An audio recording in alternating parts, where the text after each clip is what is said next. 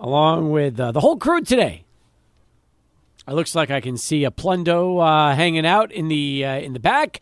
All I see is his neck and his shirt. But, yeah, it's Michael Plundo, along with Adrian Broadus, Alberto Duetta, Steve Kaplowitz with you here, and excited about the program, as always. 3 hours because it's a Monday. We got a lot to cover on this show today, a lot to talk about as we get going. Hope all of you had a great weekend, getting ready for the 4th, since that is right around the corner. And with no Chihuahuas today being a travel day, we have a chance to reset the schedule and just get us ready to go. Well, first off, Adrian, I'll begin with you. How was the weekend? How were things?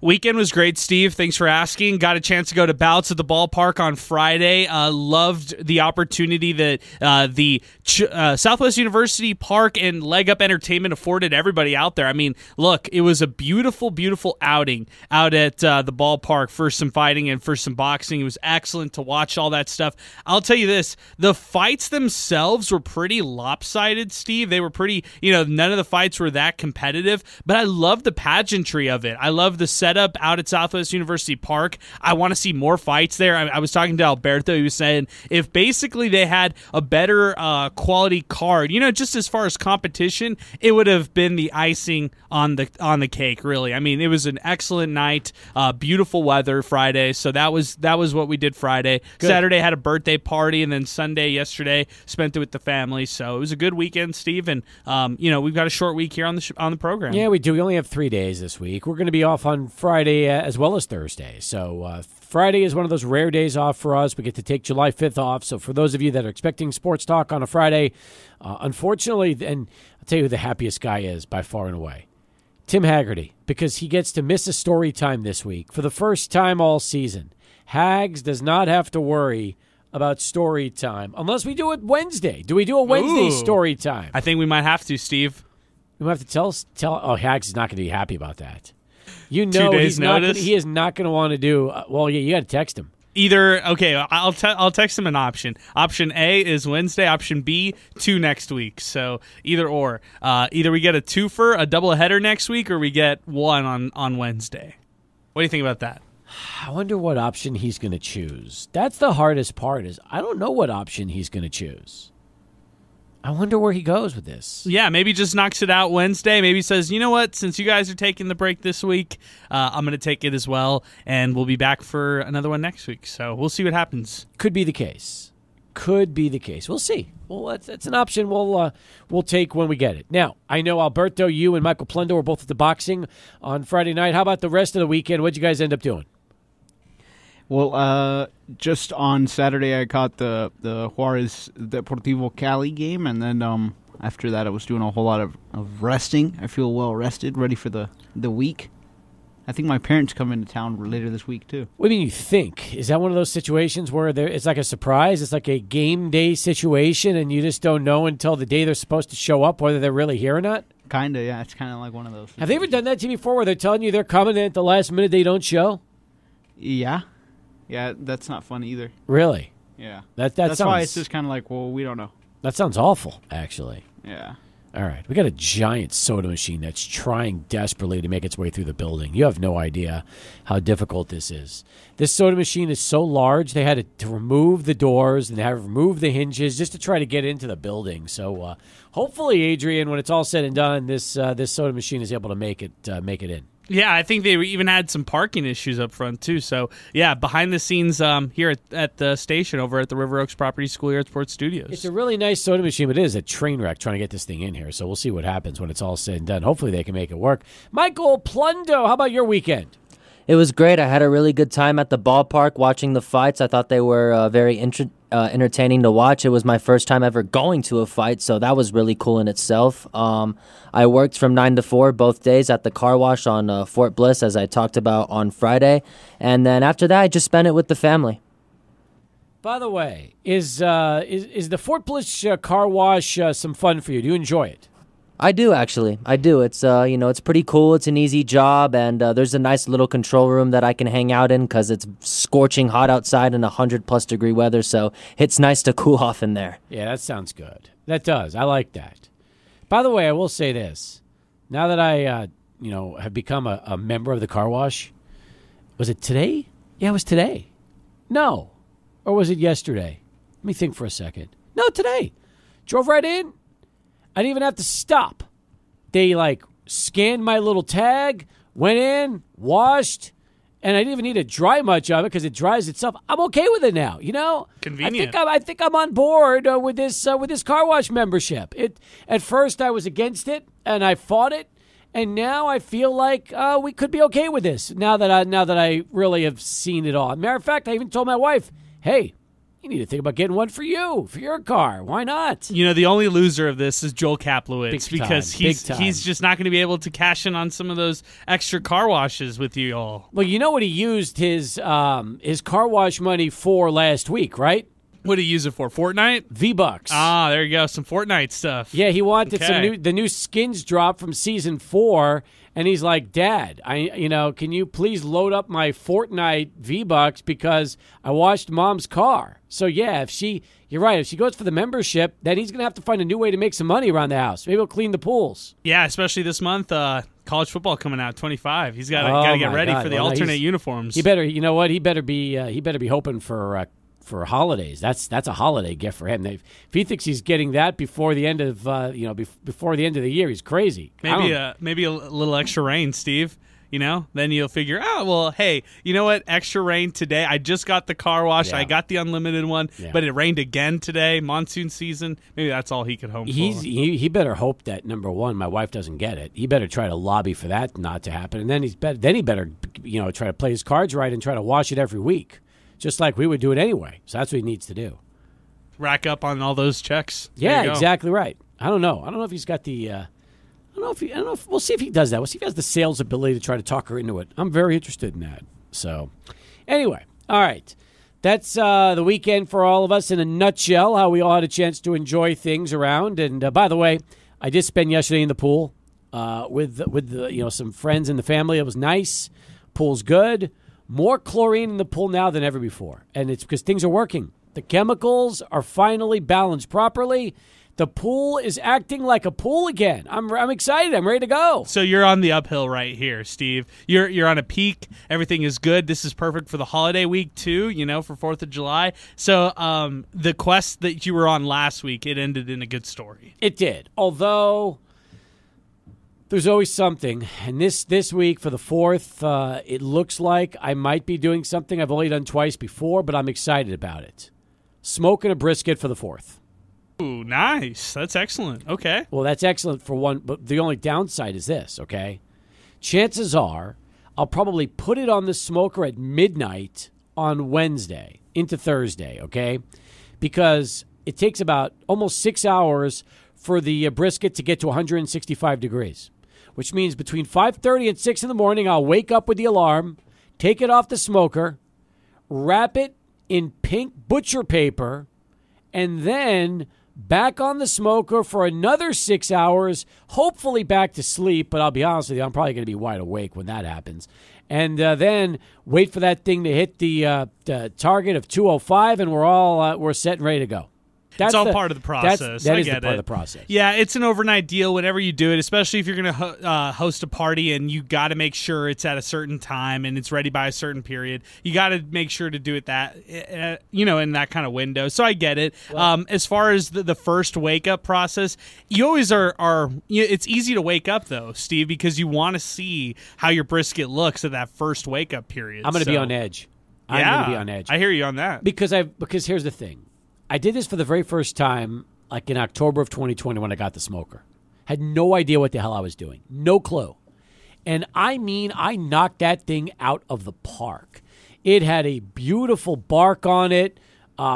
Smoke ring was perfect. That I could have done better if I tried.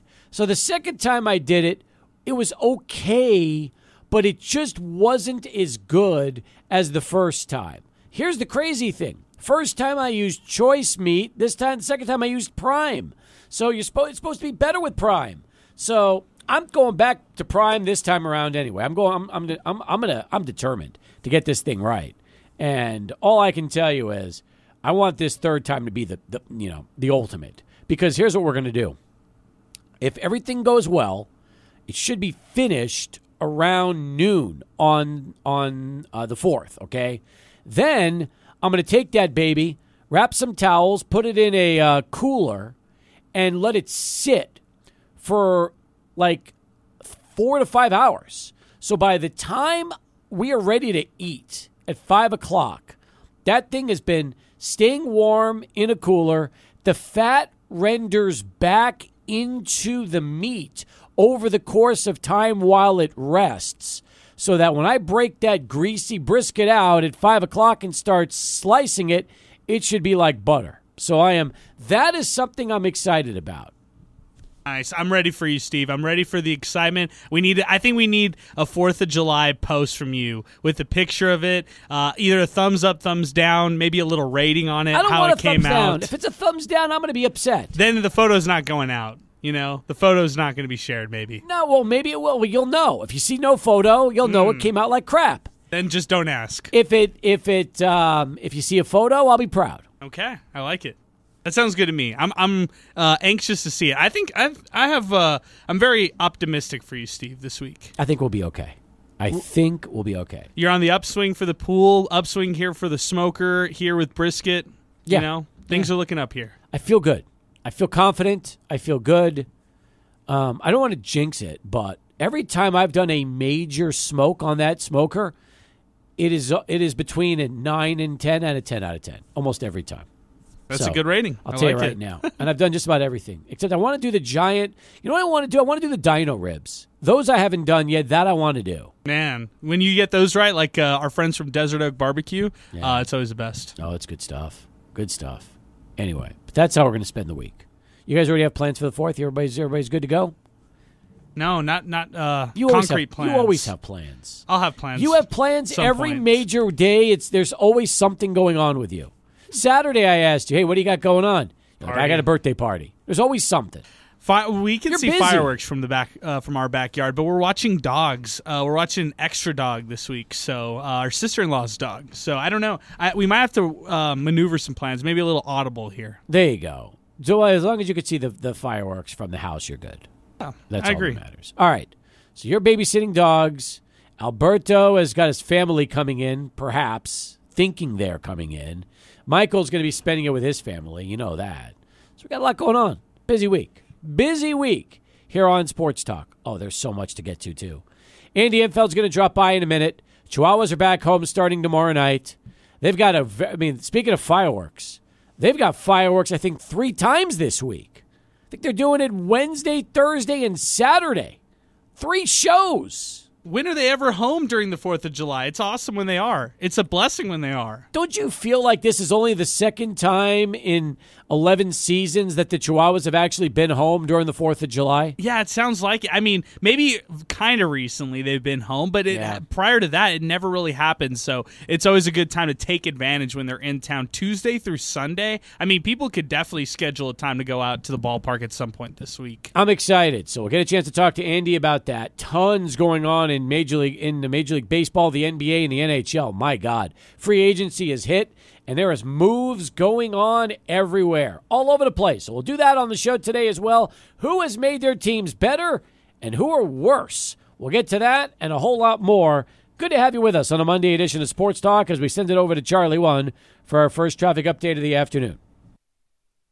Back here on Sports Talk as we continue. The Chihuahuas are here.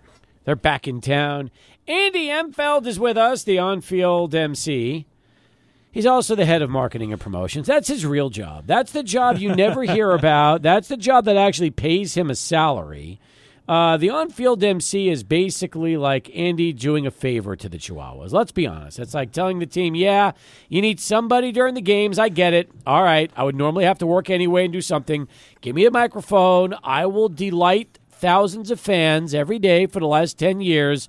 You got it. Just add that to my job responsibility. Yeah, I call it the cherry on top. You know, I got the Sunday and everything else is the big part.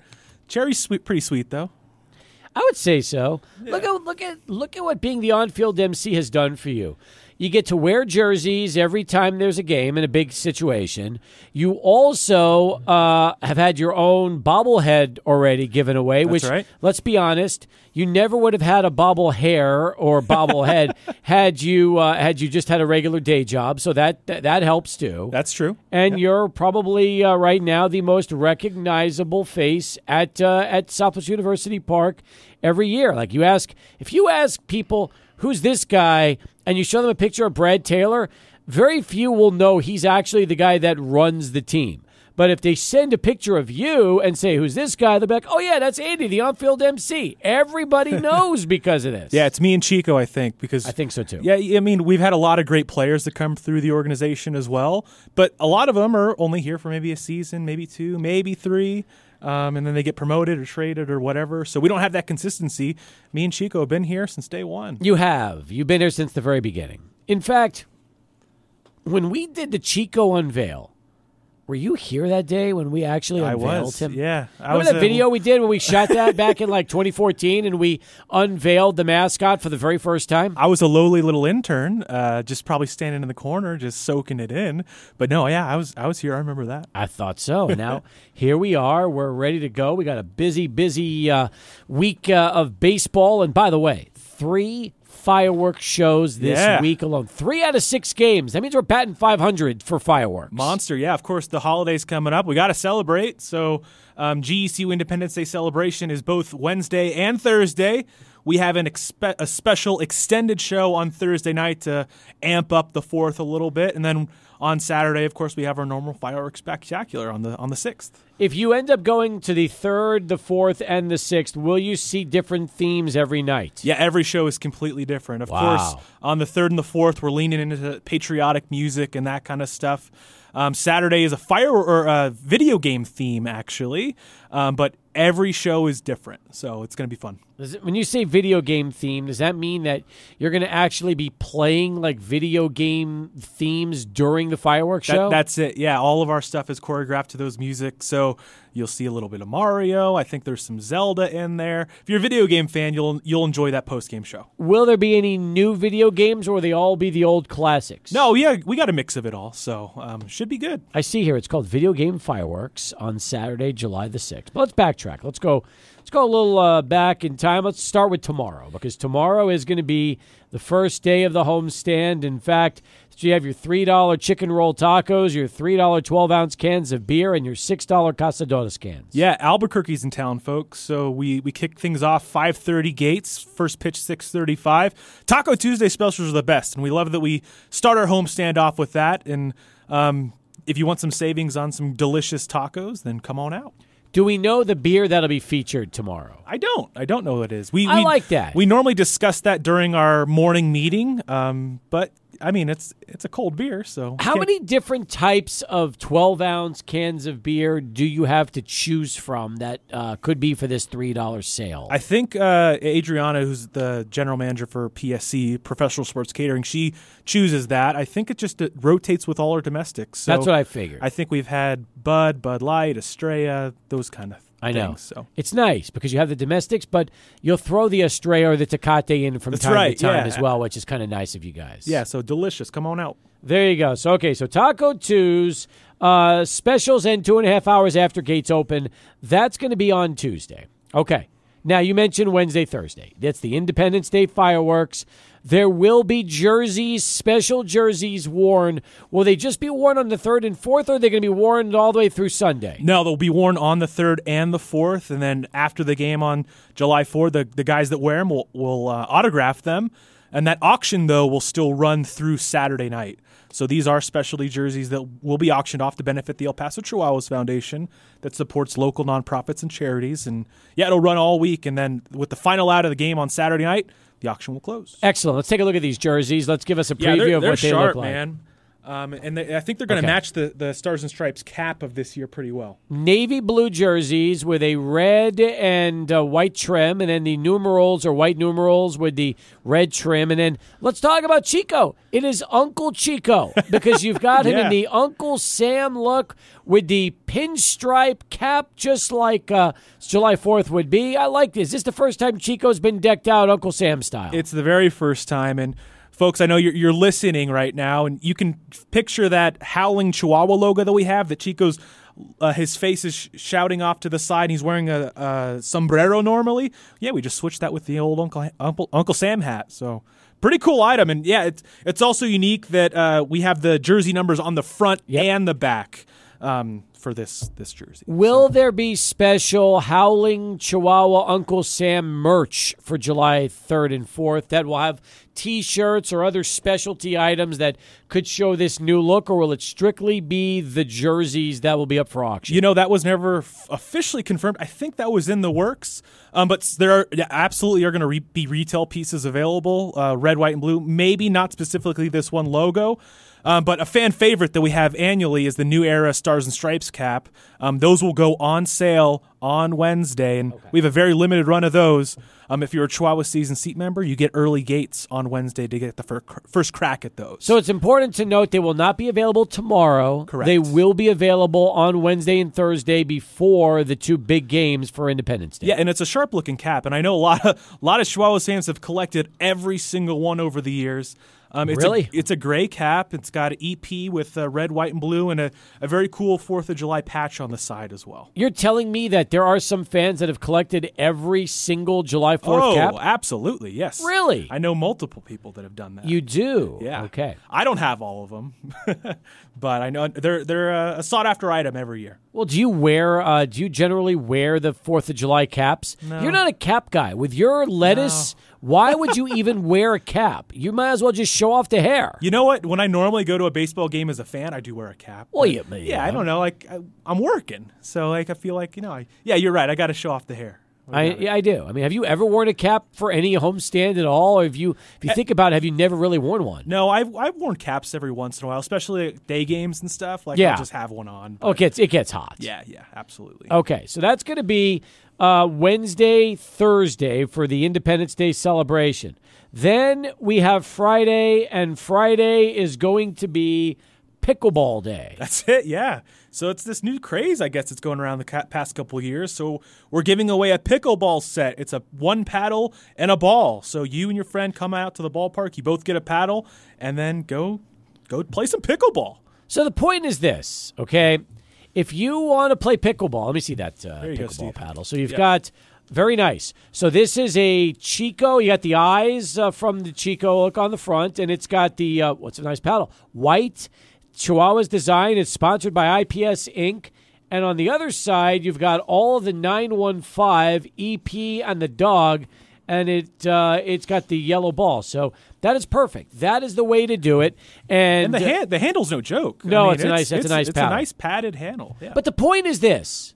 You're giving away one and a ball, which means you will have a paddle ball, and then your buddies or friends will have one, and then just go find somebody to go play with. It's not like you're getting a set of two. You're getting one paddle ball and the ball itself, which is all that matters. I think that and it's not even a paddle. It's a pickleball paddle. This is like a new league. Like there's competitive organizations starting these tournaments all about pickleball. So yes, it's the hot ticket these days, I think. It is. Alberto, are you impressed by looking at this thing?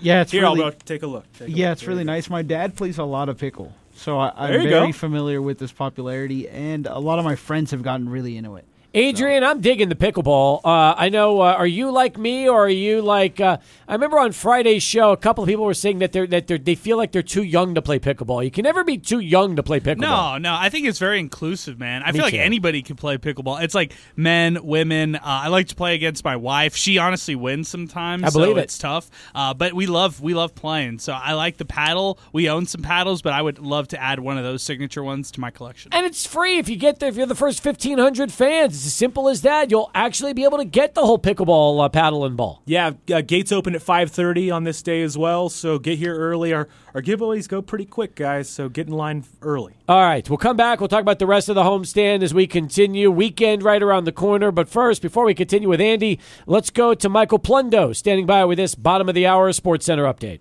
The hour on the show. Thank you, Alberto, for taking some photos of that special 4th of July jersey, the Independence Day jersey, which we have already tweeted out. and retweeted through Alberto as his Twitter and X handle. We've got Andy Imfeld with us right now. We're talking about the weekend. All right, let's talk about Saturday and Sunday. You mentioned it earlier. Video game fireworks after the game on Saturday. So if you're lucky enough to go Wednesday and Thursday and you go Saturday, you're going to get 3 fireworks shows for the first 5 games of this homestand. Yeah, 50%. That's pretty significant. And like we talked about earlier, Steve, completely different shows. It's not like we're running the same one 3 days in a row. Wednesday, Thursday, and Saturday will be all different music and timing and choreography. So be ready to be amazed, folks. Come see the best fireworks show in town. Got to do it. And listen, that's going to be a busy night with the Isotopes in town and being the Independence Day holiday weekend. So you'll want to get to that and be a part of that. And by the way, tickets are going fast, and I mean that. So if you haven't made your plans to go, I would strongly suggest you do it today, because the longer you wait, the more expensive those tickets will be.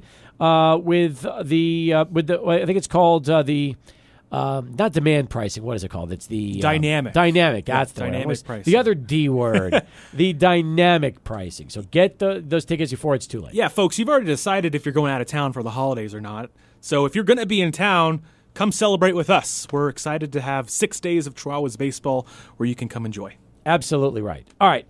That takes us to the final day of the homestand, Sunday, July the 7th. And I understand that there has been a very special announcement, breaking news for a lot of the kids out there, since it's always Kids Day anyway on Sunday. But if you are a fan of Bluey, you're going to love Sunday, since Bluey is going to be making an appearance out at the ballpark. Everyone's favorite blue heeler puppy. Yeah, that's right. So we'll have Bluey here starting right when gates open. Gates will open at 5 p.m. First pitch is 6:05, so that's the only different start time this week. But we'll have Bluey with us all night long on the concourse, taking pictures. They also provided us with some coloring pages and stuff, so the kiddos will have something to take home, or even color at the ballpark if they'd like. Every year, you always bring a couple of characters in on Sundays, don't you? This has been really since year one. You've always tried to bring some characters out to the park. And Bluey, we understand, and I don't have a little one, but understanding that this is a very, very popular character from ages, I'd say 5 to 10-ish. So really, really pumped up to have Bluey. This was our first year that this program was opened to minor league teams, and we're excited to host Bluey and your children at the ballpark on Sunday. It's also, Sunday is the last day before the All-Star break, because that's right. You will not be back home until after the break, and it's just going to be a little mini 3-game homestand. Yeah, so we'll take a break until the 19th, July 19th, and we have a very, very monster announcement for the 19th and 20th that will be coming soon. But yeah, we'll have this will be your last chance for about a week and a half to see Chihuahuas baseball. All right, so get those tickets if you haven't done so, because like we've talked about, they will be going fast. They are going fast, and you're running out of time if you don't get it done. So go to epchihuahuas.com. That's epchihuahuas.com. You can also call 533-BASE for more information. Now, you mentioned something very interesting. You're going to be making a special announcement here soon for 2 of those 3 nights. A lot of the promotions that were announced were really through this series. So there are a lot of nights remaining between now and September that have not yet been announced. Will you be making those announcements prior to each homestand? Will you try to make them all at once? How will you handle the promotions for the rest of the season? Yeah, so we're going to sprinkle them in throughout the year. So not having one major drop. But like I said, we're excited for the 19th and 20th. It's going to be a 2-night promotion, we'll call it, and pretty pumped about it. I can't say more. Just stay tuned for this week. It sounds amazing. Will it involve a jersey auction? It will involve a jersey auction. It will involve a Gates giveaway. It will involve a fireworks show. It will involve an add-on giveaway. Really? Oh, you're going big time on this one. A little bit of everything. You're pulling out all the stops for this 2 days. That's it. I like that. That's good. You've given us some good clues. Bringing us out from the All-Star break with the bang. Adrian, do we have any idea what Andy could be talking about here? Is there any possible clue that he might have given us that could help decipher what that's going to be? I think he gave us a lot of clues. I don't feel comfortable guessing at all. I just feel like it's time to follow EP Chihuahuas everywhere so we can be excited for this announcement. I think so too. I think that's the best way to go. So yes, check out EP Chihuahuas on all of their social handles, because that is where all the drops usually come around. The social handles get it done, and I'm excited about that. And the ballpark's been busy. You had the softball game last Thursday. You had the boxing last Friday. Now we got the baseball this week. There's a lot going on at this park. Heck yeah. So, guys, 6 games coming up starting tomorrow all the way through Sunday, July 7th. Come out to the ballpark and celebrate with us. All right. Looking forward to it. Thanks for being here today. Thanks. Appreciate always the great information, and happy 4th. Enjoy yourself out there at the park. I'll be there. All right. He's Andy Imfeld, folks, and he joins us here on Sports Talk, one half of the A-Team. Although, have you noticed that it's pretty much always you now? I mean, I am the A-Team. I feel like you have become the A-Team. I feel like Angela has pretty much bestowed on you the job of coming here and talking to us before every homestand. Ange has a lot of stuff on her plate right now, so happy to carry this load. We appreciate that. All right, we'll come back more in a moment, wrapping up hour 1 of 3. Stay with us. Sports Talk continues. 600 ESPN El Paso. 47 now past the hour as we continue here on Sports Talk. Appreciate Andy Enfield joining us, as he always does. Adrian, you had the opportunity to head over to see Joe Golding today in UTEP men's basketball prior to the start of practice. What was your takeaway from workouts? So a lot of takeaways. First off, number one is today they officially introduced America's graduate Cochise College transfer, Jordan Hernandez, who a lot of people in this community know from his high school basketball days, played for the legendary Mike Brooks over at America's. That program has been stellar for the last decade plus. And Hernandez was a large part of one of their recent great runs. I think it was 2021 that he was a part of. Hernandez was the best player on that team, spends 2 seasons at Cochise College, has some success over there, and now is going to be a preferred walk-on for this men's basketball team. Today he got officially announced. Earlier today he was in the hospital. He was actually hospitalized due to an allergic reaction to some almonds that he thinks he ate earlier today. But he was at practice, and Coach Joe Golding was talking about how that's just a testament to who he is as a player, relentless, somebody who's a hard worker, who's never going to make any excuses for missing practice. Didn't even use going to the hospital earlier today as a reason to miss practice. Wow. So he's just came right off of that.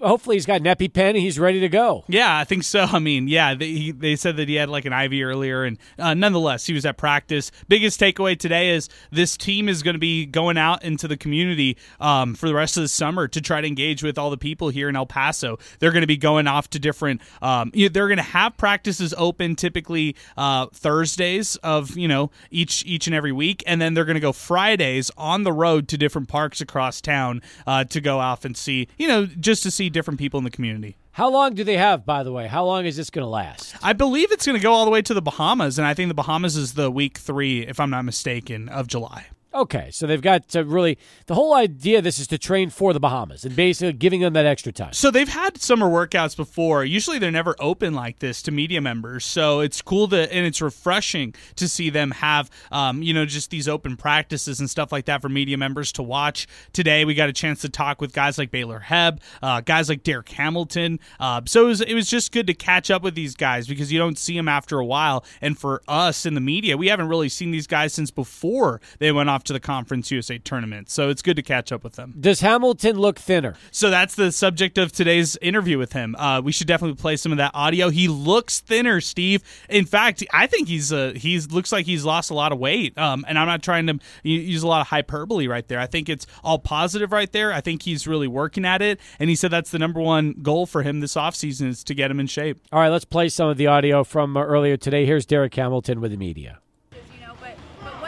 What's the ultimate goal for you? Well, I spend a whole lot of time working on my body, trying to get in better shape so I can help the team, working on my offensive game, just being there for the rest of my teammates. You say better shape. Have you had a goal in terms of losing weight or anything like that? You look great right now. Yeah, I really have. I haven't really checked my weight lately, but I'm just working hard. Everybody tells me it looks like I lost weight, but I'm just working hard. Are you going to look at the end of the summer and kind of see where you're at and maybe compare where you were at the start of the summer or something like that? Oh, yeah, of course. Any goals there? Let me see. Wait, what was the question again? Like any goals on the weight loss or anything like that? Honestly, yeah, I kind of want to reach 260, around the 250 area, so I could really be on the floor, running up the floor, stuff like that. Interesting. He had to think about that one. Like, when you asked him for goals, he started smiling, and then he, forgot the question and stuff. I mean, I don't know. Do you think that Derek Hamilton normally plays at about 3 bills? Would you think that's pretty accurate? Yeah, and I was also thinking to myself, wait a second, some of this stuff is fabricated, and it's no knock to UTEP, it's just the reality. Look, Zion Williamson, whatever they list him, he's not that weight. He's always a little heavier than that, and so no knock to Derek Hamilton. It's just what we see in college sports. You're not going to say somebody's 280, 300 as a college basketball forward. It's just not what happens here, in the U.S., but in reality, he was saying how he wants to go at that 260 weight. And, just besides that, he was saying how hard he wants to work, the positive feedback he received from the conference tournament and stuff like that. I think he needs to get to 250 or 260, if he, like he said, to see extended minutes on the floor. I just feel like when he's above that, he's in that 275, 280, 300 range. It's hard to expect him to stay on the court for more than a few minutes at a time. My thing is, if the guy who's playing more minutes ahead of him is Kevin Kalu, I'm not taking Kalu out any stretch because he can keep up. He has no conditioning issues. The one thing you could say about Kevin is that he can go up and down the floor, no problem at all, has a high motor, and that's what Derek Hamilton's going up against, is trying to earn minutes over that. He has the offensive advantage over Kevin, but he does not have the motor to keep up in a game. Right now he doesn't. You're right about that. So the key is, can he get his weight down to a level where he can keep up with Kevin, and then that the extra advantage of getting that offense is going to work out. Or do you play Hamilton at the 5 with Kalu at the 4? Yeah, they'll never do that this season. They won't. No, they've abandoned the 2 big man approach. So, like you were saying, he's got to try to earn minutes off the bench or try to earn it from Kevin, and the only way he's going to do that is getting in shape and proving to his coaching staff. And you know what, Steve, right there, that's sacrifice. That's a commitment to this team,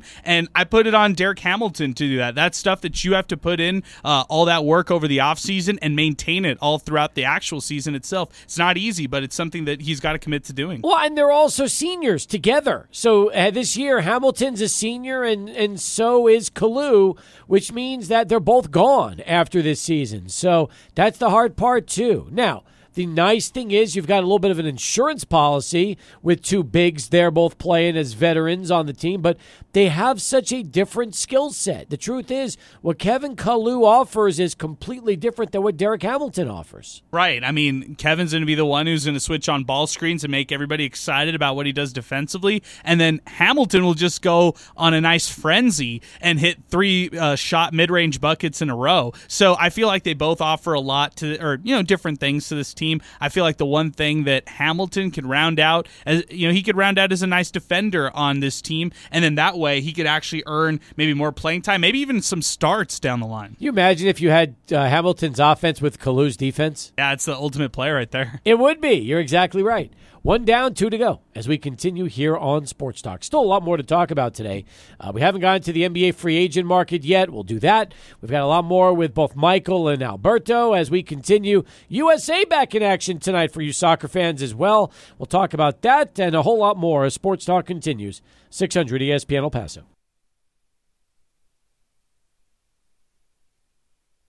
Steve Kaplowitz and Adrian Broadus. Back here on SportsTalk as we continue. A lot of happy people in the building. New soda machine. That's all it takes. Doesn't take much. God, wait till the snack machine comes in. People are going to feel like they won the lottery around here. I like it. I want to see it myself, so I'm looking forward to this upcoming break. There you go. Take a little trip over to the break room. By the way, there are some things we still need in there. I'm going to be honest with you.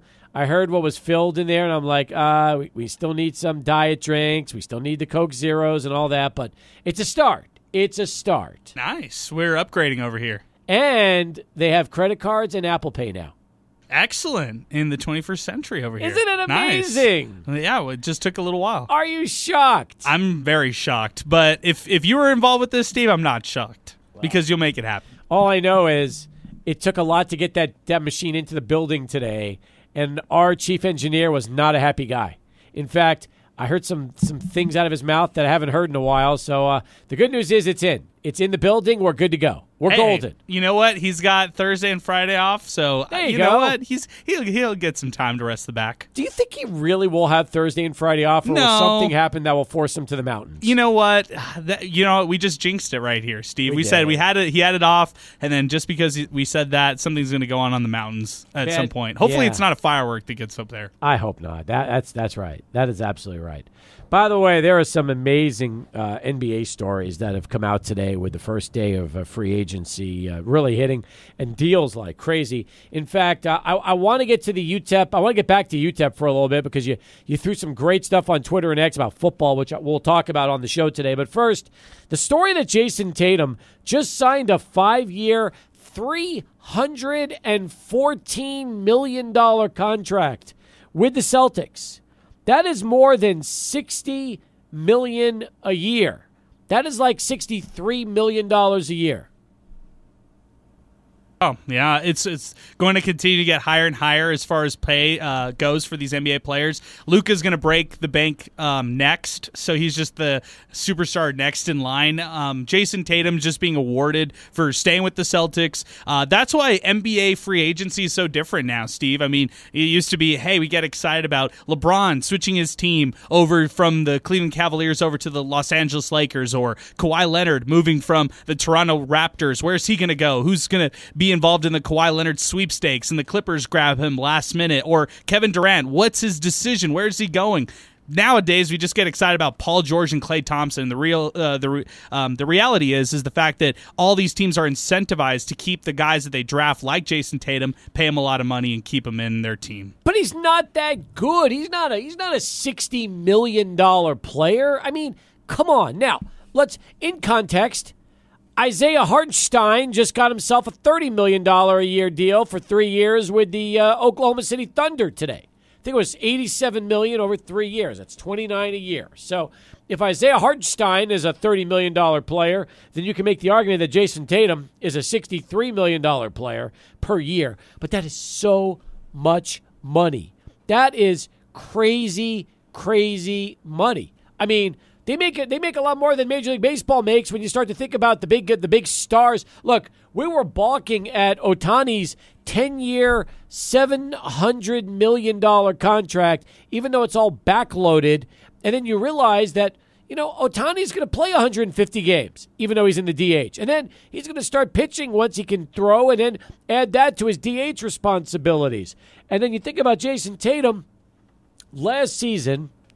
Let's see how many games he played, because that's always fun, too. 74 out of the 82 games. 74, which means he's making about $900,000 a game with his new contract extension. Almost $1 million a game. Yeah. Think about that. Just to backtrack real quick, the NBA is set to sign their new TV rights deal with NBC. We've talked about this a little bit, but it's moving away from TNT. My biggest thing was, Steve, during the playoffs, during the postseason, can the NBA still warrant a high TV rights deal? Like, can they actually get this done? They did. They got it done. And NBC was willing to pay. ESPN was willing to pay in this scenario. So is Amazon involved as well? So all these TV streaming places want to pay. So then now the salary cap will just go up. Now Damian Lillard, a guy who I don't think is going to be in the league in the next 4 seasons, he's going to make upwards of $58 million this year. So it's like, yeah, you were seeing these staggering numbers go through the NBA. Does it make it right? I don't know. Are they worth it? I don't necessarily know if that's the case either. Jason Tatum, for me, he's worth it at that cost, knowing the market is what it is for these players, and he's going to probably play most of the games for them. He's a top 6 player in the league. He's probably closer to 5 or 6 than he is to 1 or 2, but I still feel like he's a cornerstone piece of the Boston Celtics, so I feel like he's deserving of this money. I mean, look, don't get me wrong.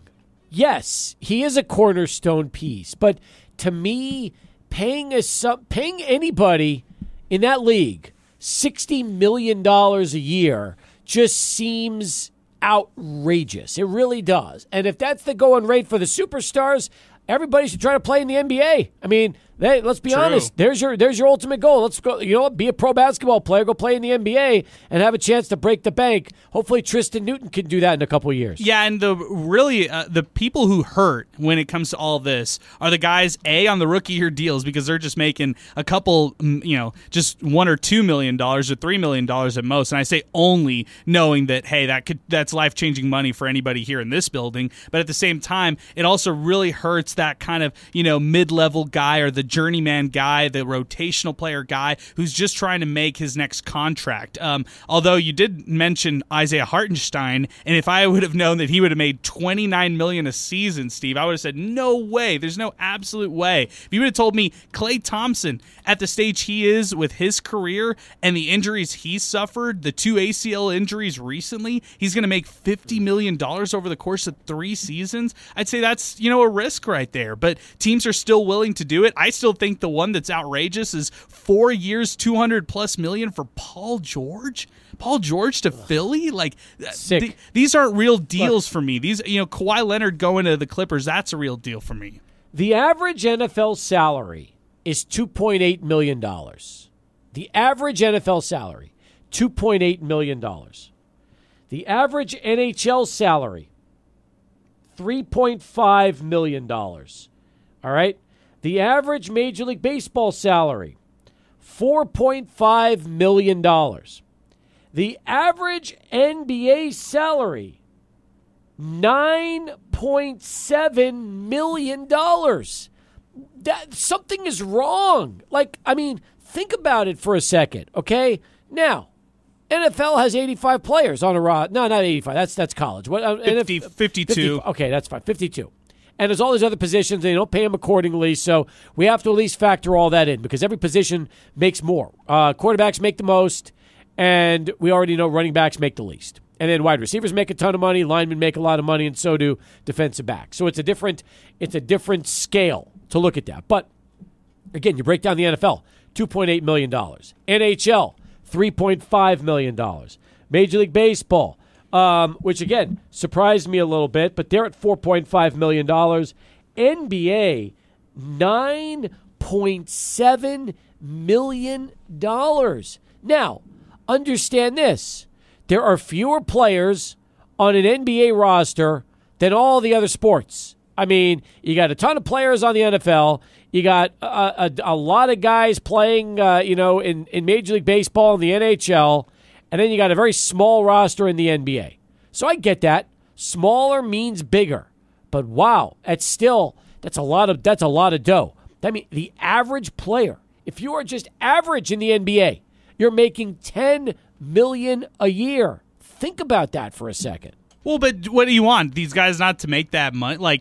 It's staggering numbers. And I would say that as far as most of these guys who, especially the load management aspect of it, ask Joel Embiid how much he makes per game playing under 50 a season, that kind of thing, or Kawhi Leonard in that same scenario right there. But it's because the NBA front office has been able to negotiate these broadcast rights. So It's because of people like NBC and ESPN that these guys get all this money. Plus, they share more of the money with the owners. So players make more of a cut in the NBA due to the CBA that's going on in that league. I still feel like the NFL makes by far the most money of any of the leagues. Oh, I agree. So it's why doesn't it trickle down to the players? I agree with that completely. Well, and I feel like, again, to me, running backs are just getting the raw end of the deal. And ultimately, right there with quarterbacks, they're some of the most valuable players on a football team. You can make it or break it with a good running game and a good running back. And yet those guys get basically treated like crap, thrown aside,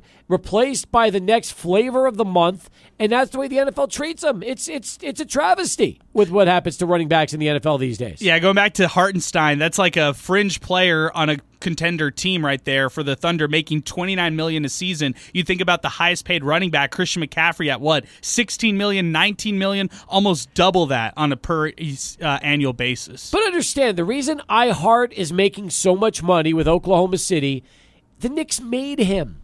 They made him. They turned a guy that nobody knew anything about and turned him into a terrific ball player. And granted, you know what? If Randall doesn't get hurt and all those injuries don't happen and Mitchell Robinson doesn't go down, Hartenstein is doing, he's not making anywhere near this kind of money. But he was played in the perfect system. He developed. They maximized his value. He played with one of the best guys in the league in terms of Brunson on that pick and roll. And you know what?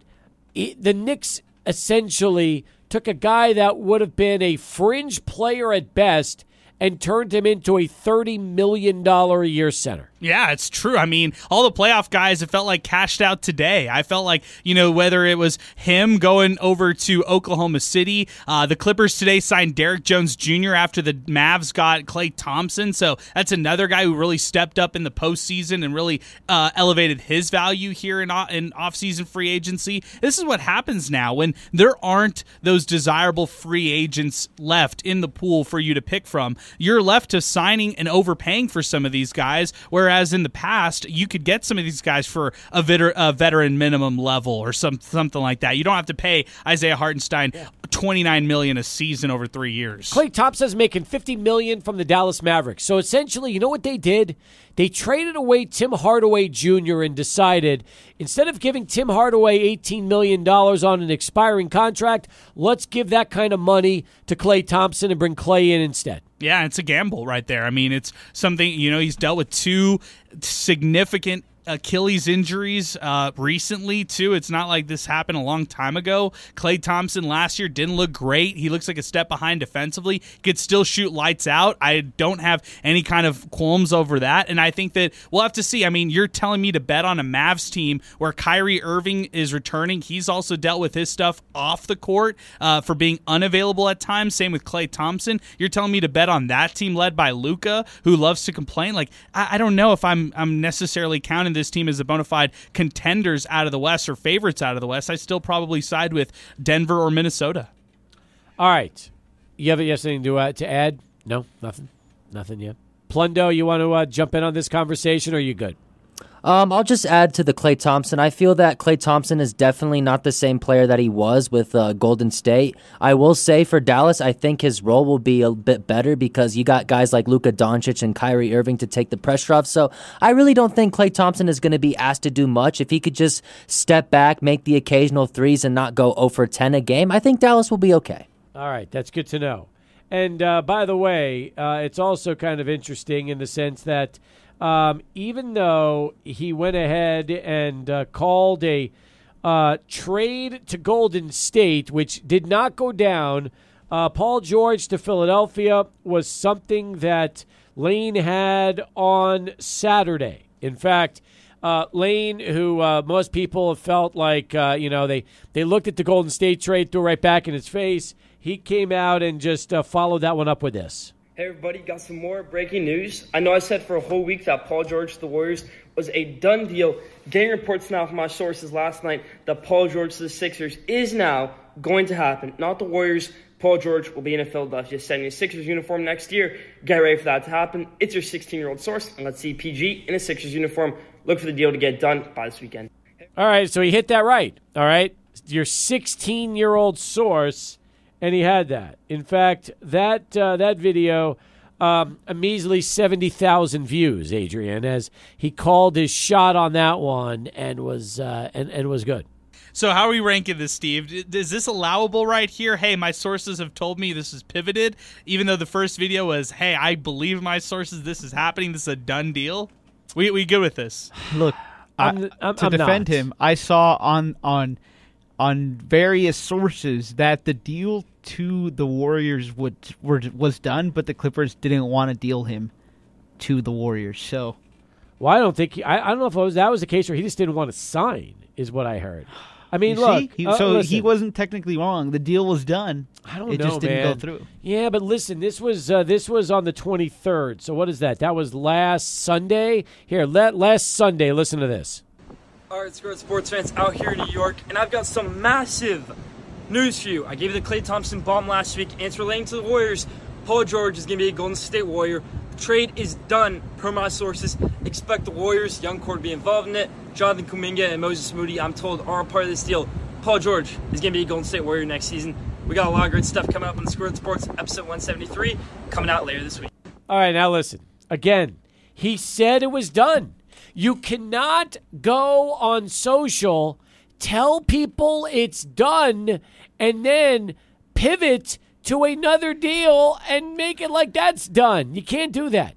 You really got to be careful when it comes to playing sources. You have to, because this is why, if you notice something, when was the last time Woj drops a tweet that's not correct, or Shams Charania drops a tweet that's not correct? This summer's the last time I can remember Shams missing something, when he was saying how Dan Hurley was going to be the Lakers coach and Woj got him from that. But that just speaks to how tough it is, Steve. And these guys usually never get anything wrong, ever, ever. They never put something out unless they have something behind it. This was the previous day. This was last Saturday.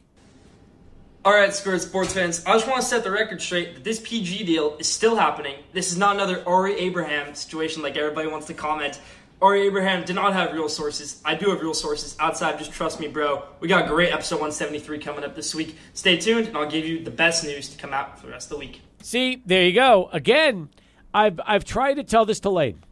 Lane sometimes is cocky to a fault.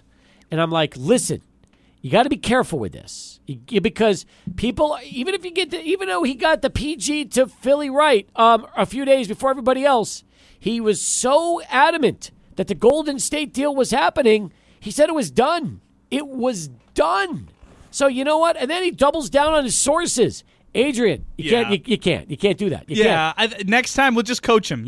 This is constructive criticism, constructive learning. Next time, just say it's close. It's close to being done, so then you don't have to say it's done. It's already done. It's sealed and delivered, and it's done. I don't know if he's coachable. I've tried for 2 years to coach him. I don't even know if he's coachable. Once again, to be fair, it was done.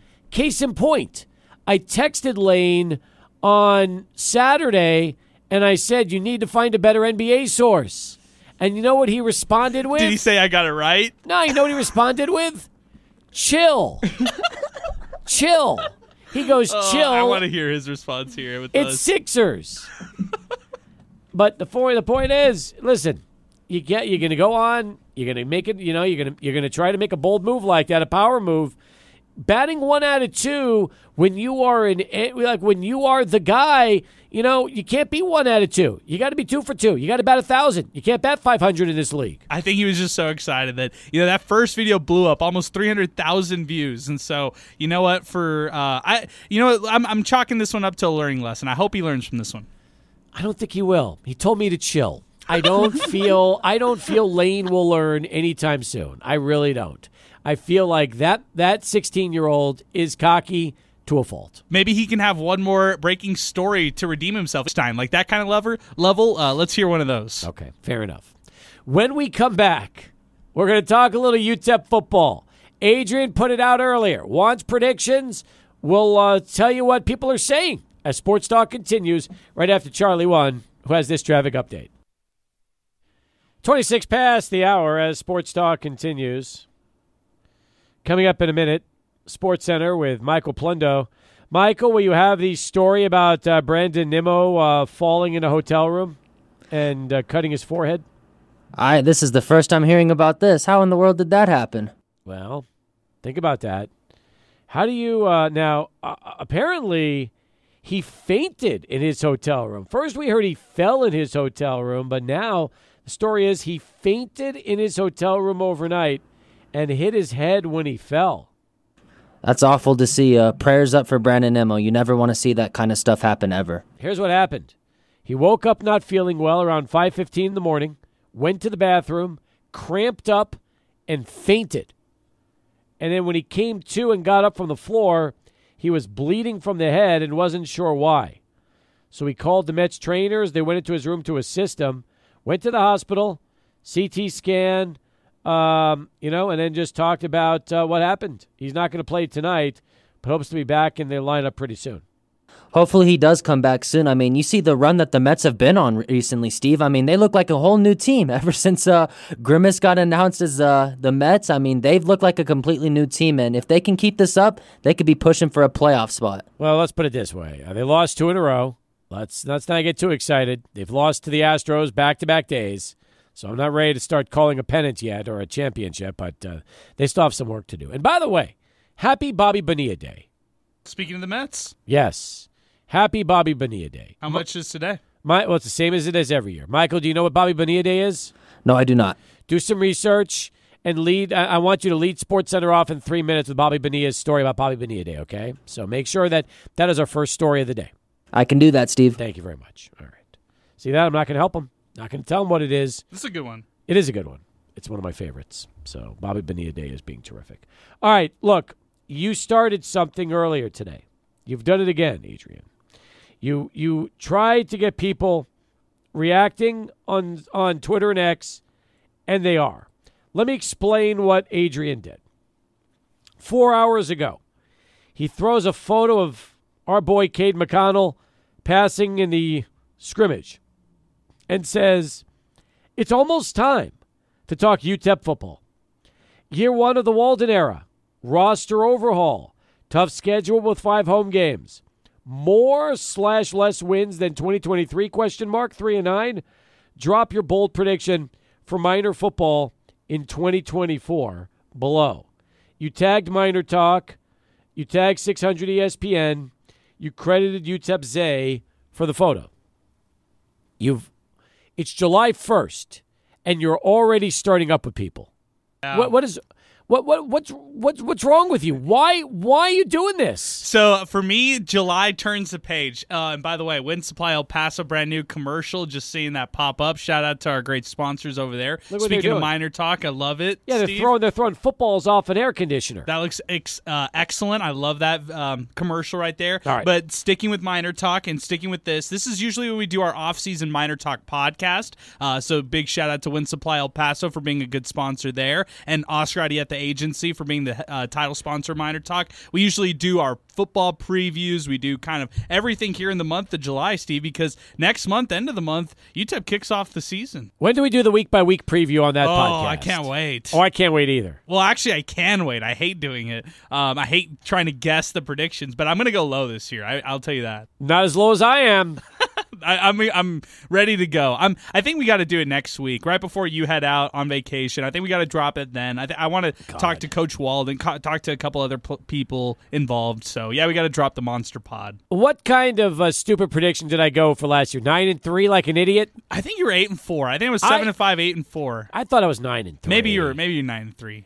Whatever it was ridiculous. Ridiculous. Now I'm not going to go 3-9 this year and go complete opposite.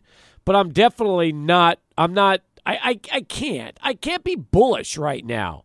I have to see what this team can do first before I can go out on a limb and try to predict them to go win a bunch of games. I feel like their schedule's got 7 road games. Everybody's talking about how they have an easier schedule than last year. How is that even possible? Look what they're playing on the road this year. Liberty, Colorado State, Nebraska, Tennessee. Are they just going to suddenly start winning those games? Steve, what is this year 29 covering the team? Some of that? Like something close to that? For me? Yes. Is this year like 27, I started 28? in 95. Okay. So 95, 6, 7, 8, 9, 2001, 2, 3, 4. This is the 30th year I've done this. Wow. So 30th year covering UTEP football. Yes. This will be my 10th year covering UTEP football. So we got 40 years of experience on the beat combined. Guys. There's no way. I mean, historically speaking, Steve, here's just the last decade for you, okay? 2014, 7-6, 2015, 5-7, 2016, 4-8, then 0-12 in 2017, 1-11, 2018, 2019, 1-11, 2020, 3-5, 2021, 7-6. 2 seasons ago, 5-7. Last year, 3-9. This isn't a winning program. This isn't a team that wins. This is for basketball. We talk about the standard being NCAA tournament. For football, the standard's just trying to get over 5 wins. Just try to be 500. I know, and they have 5 home games this year. It's not. It's just 6 not if gonna you want to happen. count New Mexico State, but that's not a home game. Now they got to go play in Cruces this year. People, I get it. They want to drink the Kool-Aid. They want to get excited. You can get excited. You could almost be lovable losers, but be exciting and lose. I don't know how that's going to bear with some of these Miner fans. Dude, you said something right now that struck a chord. I got to bring it up. Yeah. But we'll do that right after Michael Plundo who's had a chance to do a little research on Bobby Bonilla Day, here to talk about that and everything else going on. It's SportsCenter as we continue. Very much for that. By the way, Bernie Madoff, oh my God, what a scandal. The Ponzi scheme. How about this? You could have just given the guy $5 million 24 years ago, but you decided instead, let's pay him $30 million over the course of 25 years. That makes a lot of sense. That's perfect. I got to ask, Steve, so in honor to Bobby Bonilla Day, how do you celebrate it as a Mets fan yourself? That's hilarious. How do I celebrate it? I smile every time I think it's Bobby Bonilla Day. It puts a smile on my face. How about that? All right? How about that? Yeah, that's funny. That's good stuff. All right. Now, you said something really interesting before SportsCenter about UTEP football, Adrian. And that is this. Okay. Right now, fans are drinking the Scotty Walden Kool-Aid. They really are. Everybody right now is excited. They're hyped up, deservedly so. Everything he's doing, saying, people are jumping on board, right? They are definitely on the Coach Scotty train, which is exactly what you want them to be. It's exactly what you want them to be. Now, here's my question. Okay. Offensively, they're poised to be fun. They are. They're going to throw the ball a ton. They're going to move. They're going to go up and down the field like crazy.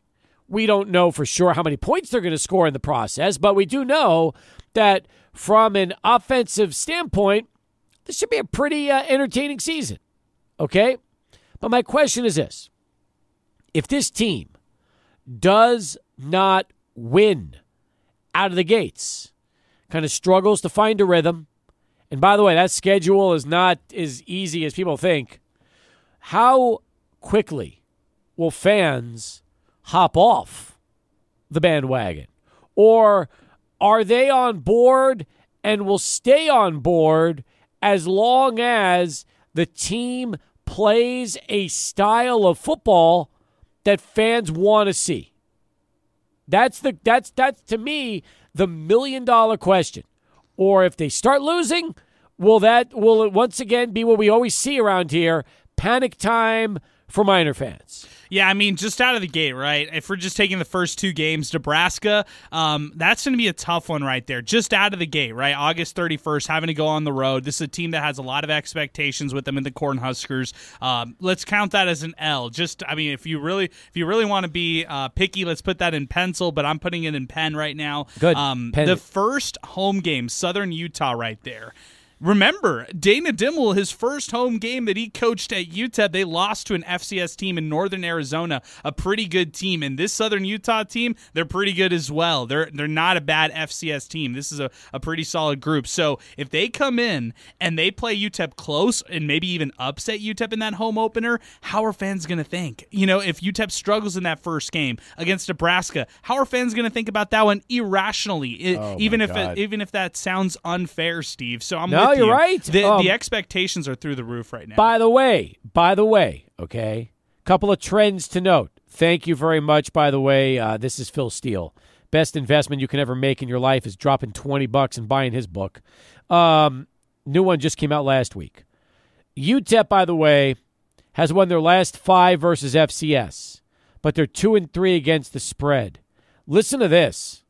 Last season, Scotty Walden's Austin Peay team beat Southern Utah 48-45 last year. 48-45. The Thunderbirds won their last 4 last season to finish 6-5. They lost 24-21 at Arizona State when they were 32-point dogs, and they lost 41-16 at BYU when they were 31-point dogs. What that means is they cover the spread and they play close. And by the way, Southern Utah only lost by 3 to Austin Peay. So, just so we know, this game is not a gimme on September the 7th. And anybody who's watched UTEP football knows no game is a gimme when it comes to this football team. So, and that's the thing, Adrian. They got to go after Southern Utah and play Liberty and Colorado State on the road. And if they don't beat Southern Utah, there's a very good chance they're 0-4 heading into that bye week and that October 3rd meeting against Sam Houston on a Thursday night at the Sun Bowl. What's that going to be like if this team doesn't get going? So if you think about it, that Southern Utah game means everything for UTEP. Now, here's what I think is going to happen, okay? I think that they're going to show enough against Nebraska the first week of the season to give fans some hope that this season has the chance to be decent, okay? But then that Southern Utah game is going to tell us a lot about this season and what could happen.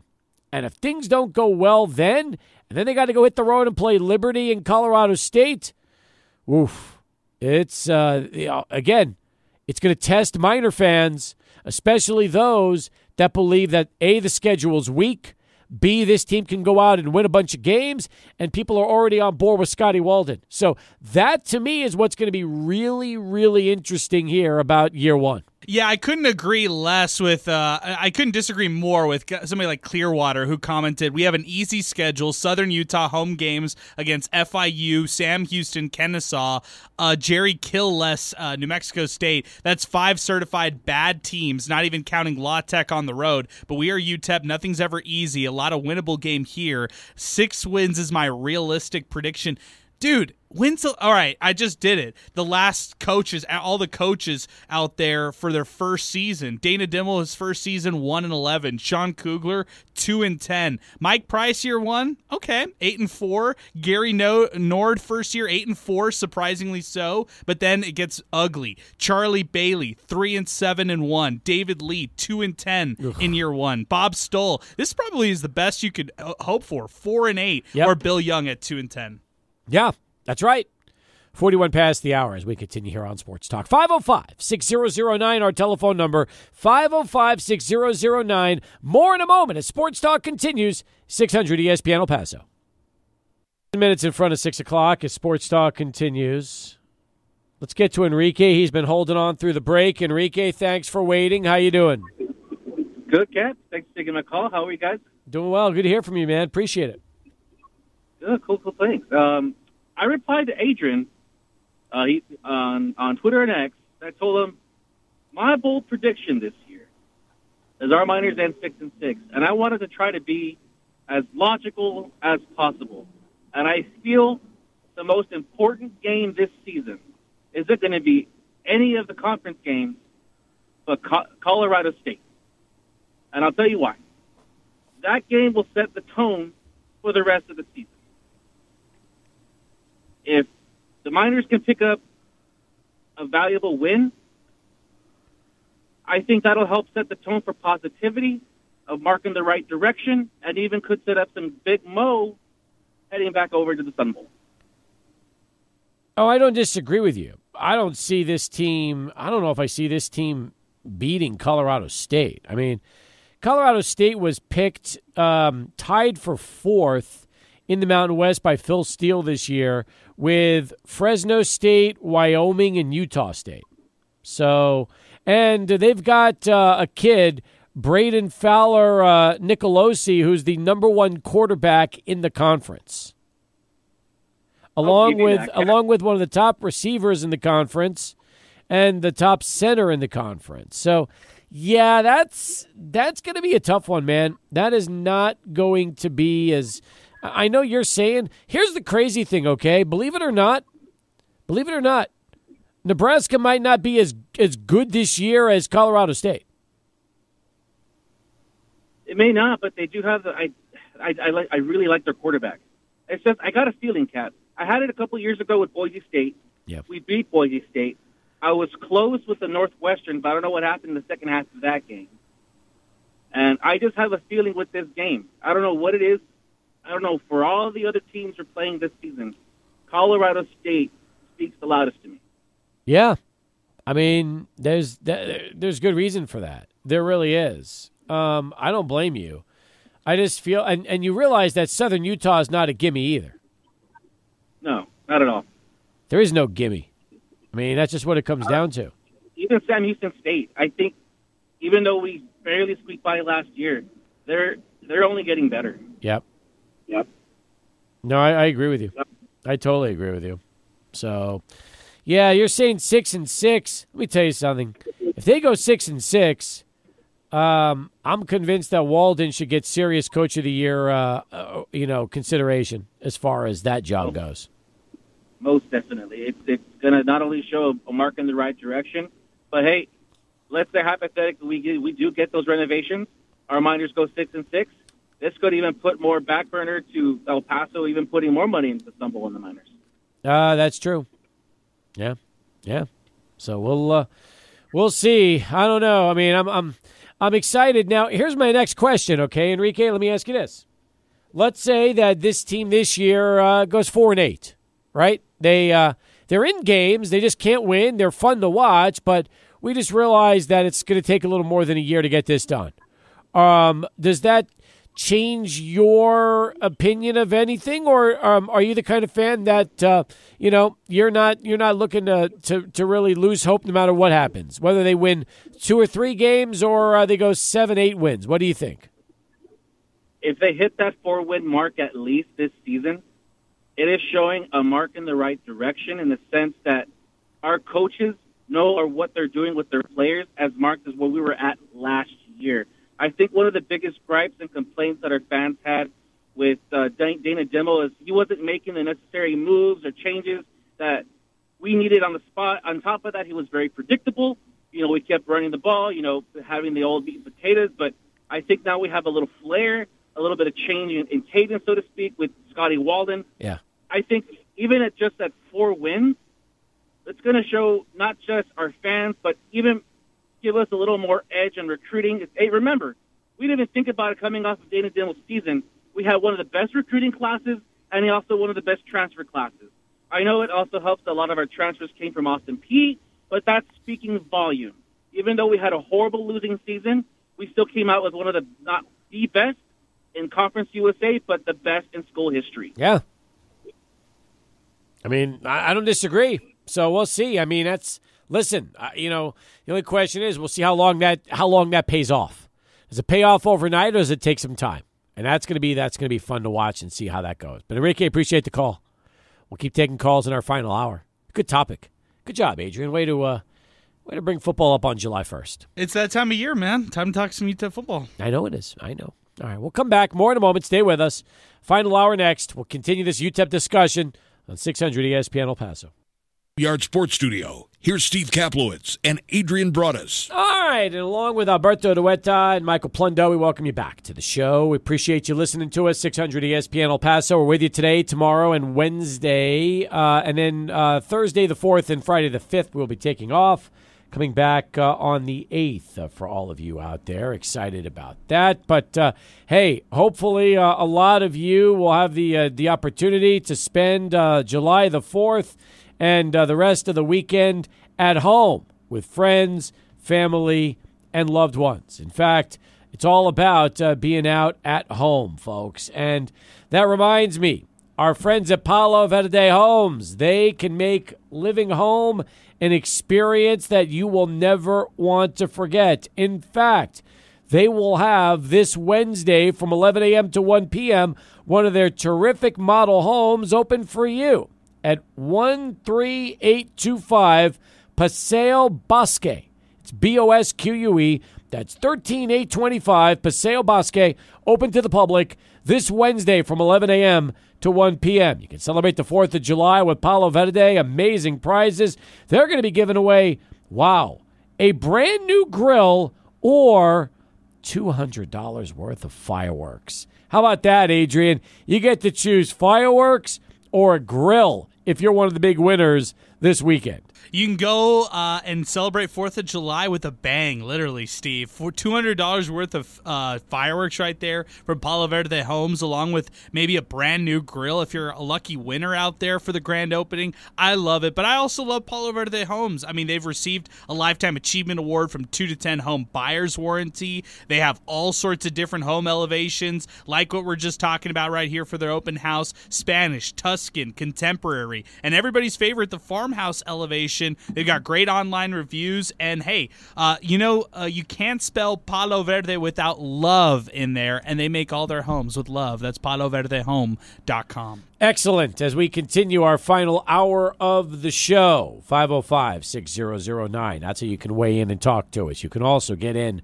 600 ESPN El Paso on Twitter and X, and the 600 ESPN El Paso mobile app, which is free to download and free to enjoy. Thank you, D Monster, who reached out to us. D Monster on the app. He was talking about Lane and said that, you know what, the takes hard for D Monster to get. Listen, I get you, man. I understand. Listen, he's 16 years old. He's making a name for himself. We are trying. We are working with Lane on his rock solid sources, how he doubles down, and then goes to right. He pivots from one to another. And I know sometimes it's like you feel like he knows everything. But you know what the beauty is, D-Monster? Everybody has different takes and different ways to go about it. And for me, you know what? Look, I've been in this business 30 years. I studied broadcast journalism. I got my degree from UT in broadcast journalism. This is all I ever wanted to do. Lane is just having fun. That's the best way to put it. He's enjoying himself. He's a Coronado. He's a tennis player. I don't even know if he's going to do this in Michigan. We'll see once he starts college and gets into all the cool stuff, how long schoolyard sports last. Maybe it'll be called college sports back then. Who knows if he'll even keep the schoolyard in when he hits 18. So for now, have some fun with him. We love him. We love to razz him a little bit, and he doesn't back down. He doesn't, no matter what we tell him, you would think we have an effect. We have no effect. One thing I've learned about Lane, Adrian, he's going to do it his way, and that's his style, and that's what he loves doing. Yeah, he's kind of like Stephen A. Smith mixed with Brian Windhorst, because he's so matter-of-fact of what everything he does, but that's what I appreciate about him. He'll stand by one of his takes, and he won't deviate from it. Even if it's not necessarily a take, it's an inside source, it's something that he breaks as far as news goes. He'll stand by it, and I appreciate that. I will say this, though. If he would have changed from, I'm hearing this could happen soon, yes, to this is a done deal, you heard it here first, there wouldn't be so much backlash coming at him on social. Because if you throw that out there and you say this could be happening, this is what I'm hearing, and then he starts getting all of them right, he just builds his street cred. But when you say it's a done deal, book it, and it doesn't happen, and then you pivot to plan B, but you already said plan A is happening no matter what, then you got to answer for that. Yeah, that's right. You got to back it up too, man. You got to be ready to take the heat when it's not your way. So, and I don't really think he cares, which I enjoy. It's part of the fun with Lane. That's exactly right. All right. Anyway, but thank you, D Monster, for getting in on that.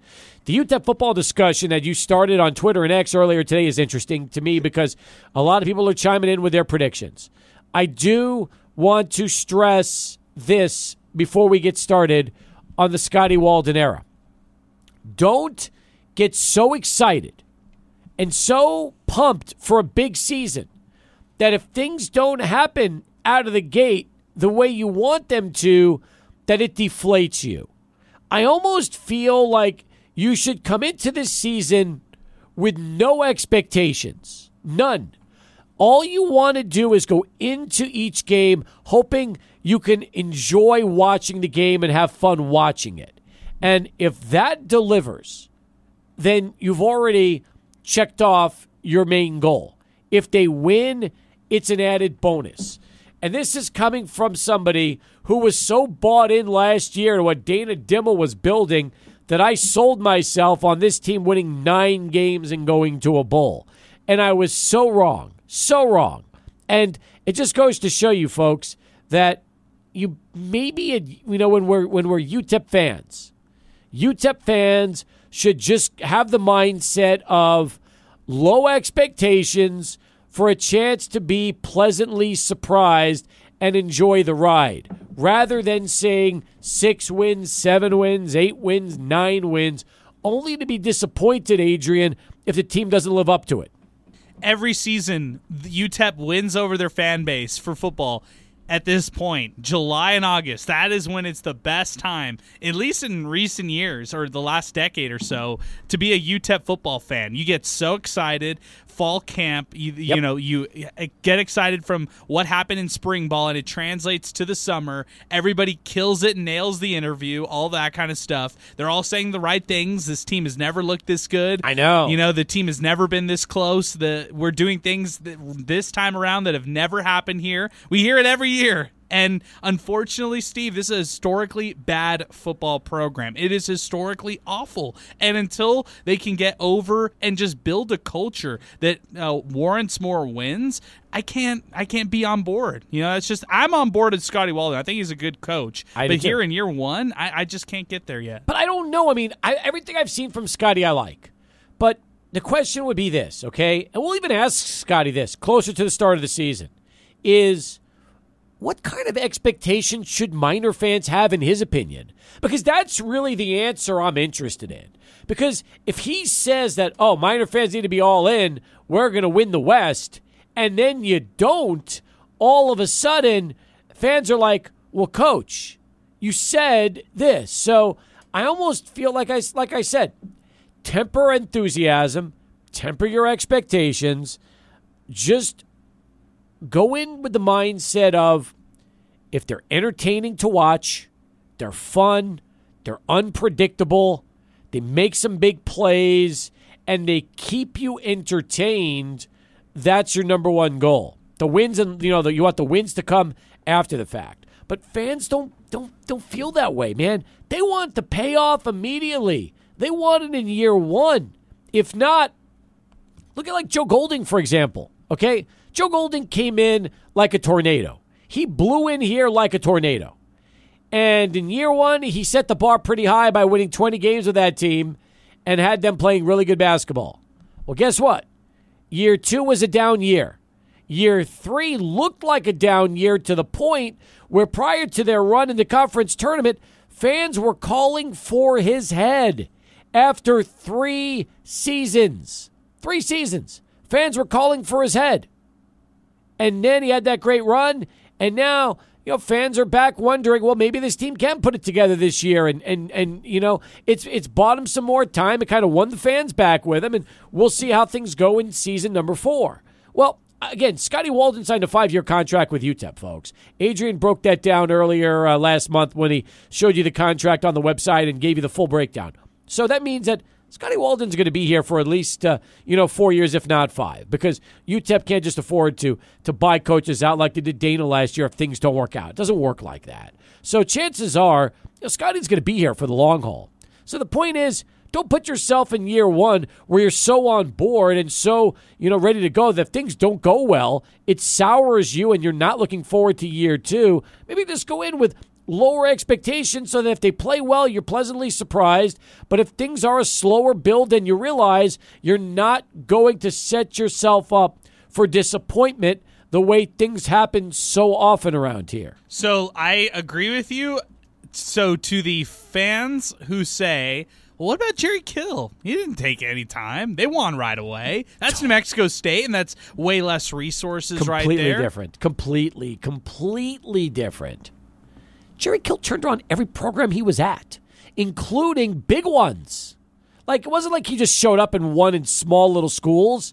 And by the way, his turnarounds were D1 turnarounds, and he won at Minnesota. Until his health got the best of him, he was winning over there.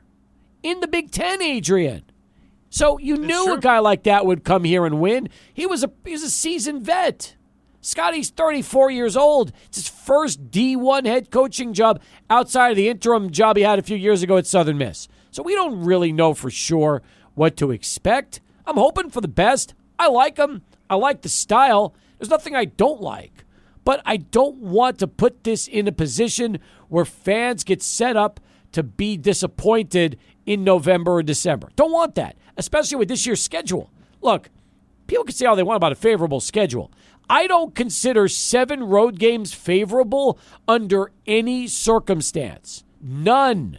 You can't tell me when you play more road games than home games, that is a favorable schedule. It's not.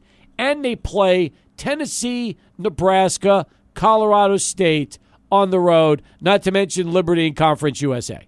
And there's nothing favorable about that. Yeah, even in the conference schedule, right? You're talking about Tuesday games on the road against La Tech, Thursday on the road against Western Kentucky. No, come on, man. Let's be real with all of this right here is what UTEP is seeing in front of them as far as the schedule goes. Really, the only game I'm ready to put in pen that I truly believe right here on July 1st that UTEP's going to win this season is New Mexico State. That's the only game in pen I'm willing to throw. I'm not. You want to know why?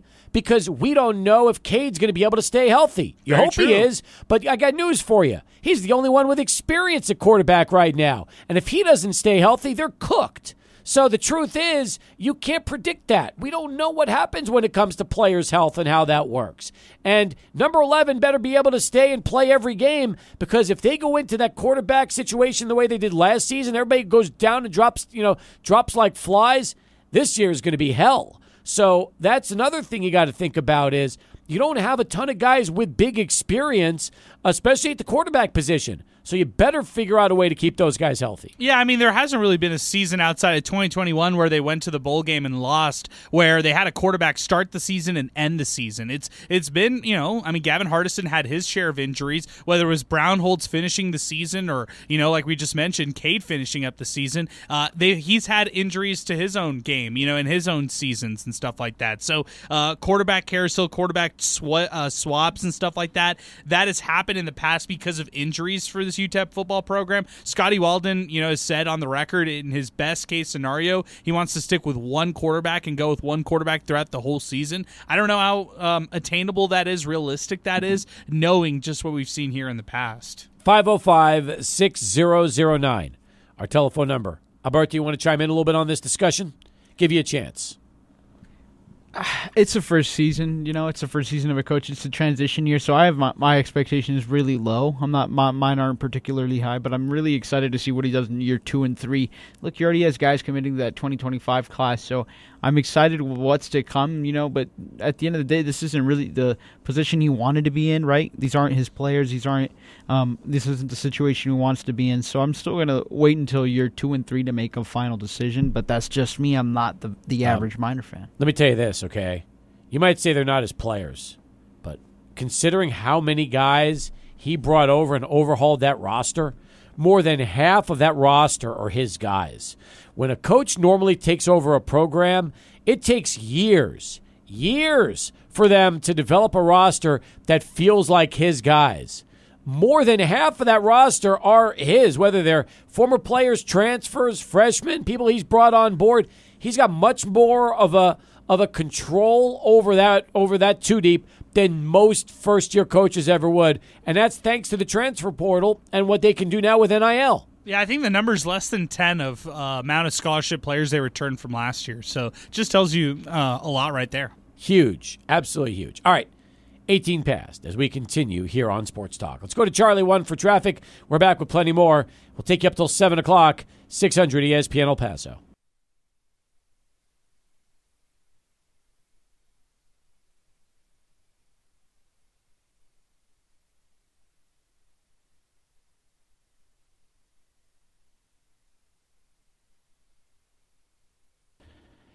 $23 past the hour as Sports Talk continues. 505-6009, our telephone number. 505-6009. Get you right on in and through to the program.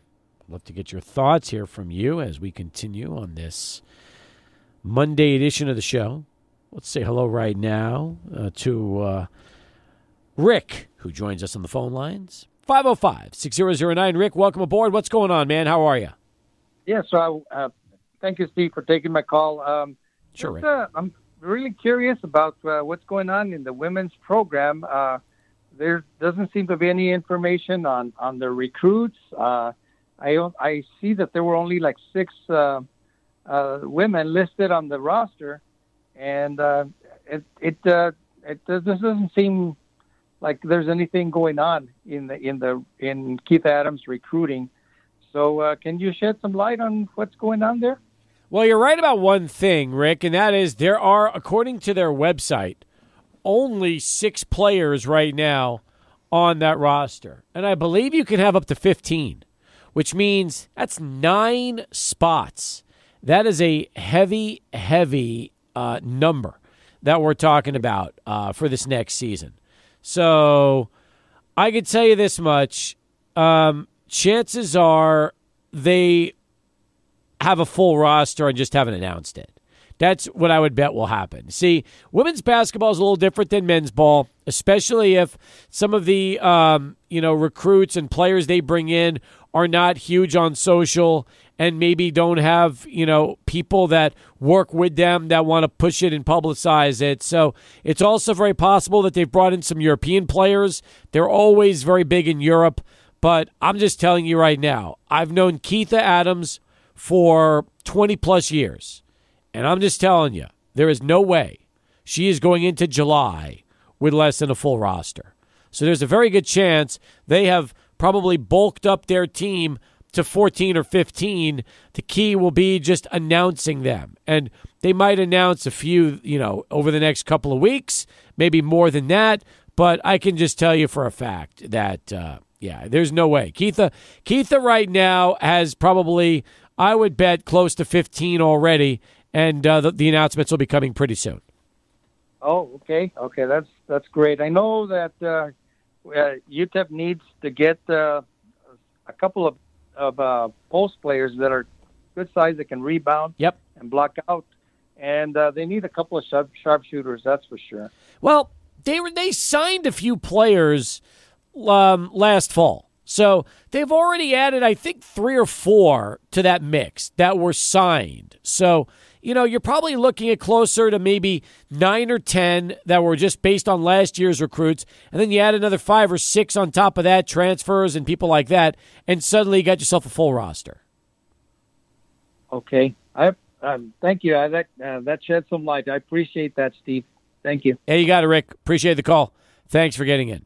All right, 26 past the hour as we continue on Sports Talk. Let's go to Lance. He's joining us next as we roll along. Lance, what's happening? Gentlemen, how are you doing today? We're doing pretty good, Lance. How are you?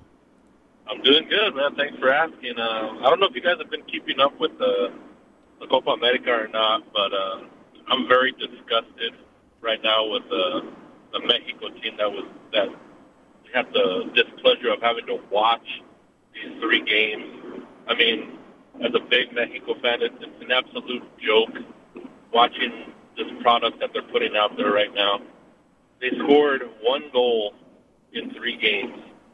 I mean, I understand that you didn't call up some of your main players, and Edson Alvarez got hurt in the first game. But outside of them winning the Copa Oro last year when Jaime Lozano took over, they've just looked horrible. What do you guys think? Well, the fact that you mentioned Mexico with our resident Mexico national team super fan Alberto here, who is probably going to be harder on this club than you, the national club, but I'm very interested. You just heard Lance upset about it. Give me your thoughts, Alberto, as to what you think about Team Mexico. Well, they're historically bad, and they'll probably remain historically bad. And it's even worse when you realize that Jamie Lozano was asked to return or allowed to return as the coach. It was kind of everyone was happy that the team was going to lose against Ecuador, be eliminated from the Copa America, but the kind of ray of sunshine was that he was going to leave, and he didn't leave. So things aren't looking up, and they probably won't look up for a while. And I'll just kind of throw out this stat. In the last 17 games against CONMEBOL teams, which are not friendlies, against the last 17 games against CONMEBOL teams, this dates back to 2010, they have 1 win. And that's against terrible. That's horrible. Yeah, they have 1 win. That's abysmal. And knowing that the World Cup is in 2 years, knowing that they don't have to go through qualifiers and you're just trying to schedule whatever games you can outside of the Copa Oro next year, would you make the move to get Lozano out now? And if you did, who could you bring in aside from somebody like Miguel Herrera or Tuca Ferretti? Well, that's kind of the main issue. So Okay, so Jimmy Lozano will remain the coach of the Mexican Federation. Why? Because two reasons. The Federation brass, they can control him, or they just kind of have a hands-off effect. And then the Mexican national team themselves, the players kind of have a really they kind of control the whole environment of concentration. So there's like a two-way bonus. So the players get to do what they want, and then the brass kind of have everyone off their back because everyone just blames Jimmy Lozano. So the idea that he's going to leave is not really, it's foreign to me. But the ideal thing to do is to replace him with a Mexican head coach, someone with a lot of experience. I like Javier Aguirre personally. What he's done up in Europe is phenomenal, and the stuff that you hear him say about what he tells the players in their future and how he treats them and their job that they have. I really like him. Javier Aguirre was the coach during the 2010 World Cup, and they did well. One could argue they did great there. So I'd like to see that there. I'd like to see someone who's going to come in and lay down the law. It's going to just actually be a coach, have a firm hand on the players, as they don't have a firm hand right now. Like I've heard reports that during the Copa Oro that they won, they would have a scheduled practice after a game, a rehabilitation practice, and then the game would finish up, and then the players would come to the coach and tell the coach, we're not feeling like practicing tomorrow, so we're not going to practice. And then they'd cancel the practice, and the media would be informed, hey, the players are tired, the practice has been canceled. So that kind of stuff is what really bothers you, especially when you have poor results in bigger tournaments. So things aren't looking good, and I've kind of just hopped off the whole thing. I don't let it get to me anymore, but it is a sad state of affairs. And then knowing that, getting off of the Copa America, knowing that Liga MX is going to start this weekend with America winning, being bicampeones, winning the Campeón de Campeones, and now the Supercopa yesterday. Do you see anybody really challenging them to try and stop them from being bicampeón? Well, they lose Julián Quiñones, right? He goes to the Saudi League, and then there's also rumors that they may lose Zendejas as well. So they're not as strong as they once were with that Quiñones loss, in my opinion, which is huge. So it'll be interesting to see how they come. They shoot out of the gate, right? So that's kind of what I'm keeping my eye on, is they're still heavily favored for a lot of reasons, but they lost a couple guys. It'll be interesting to see how they react to those losses and who they bring in as a result. Good, man. Thank you guys for your time. I appreciate it. Hey, good phone call. Thanks for getting in today, Lance, and we appreciate all the thoughts and questions regarding soccer, both for the Mexican national team and also Liga MX. All right, good stuff. Good stuff. 32 past as we continue. Let's go right back to Michael Plundo. Get one last Sports Center update.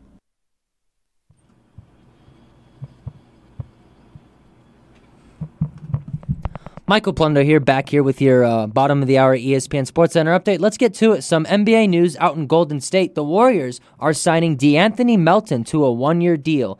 The Golden State Warriors are signing DeAnthony Melton to a one-year, $12.5 million contract on a mid-level exemption, sources confirmed to ESPN on Monday. A versatile defender who is also a career 36% three-point shooter, Melton helps the Warriors fill out two areas they had prioritized entering the summer: more shooting and improved defense, particularly on the perimeter.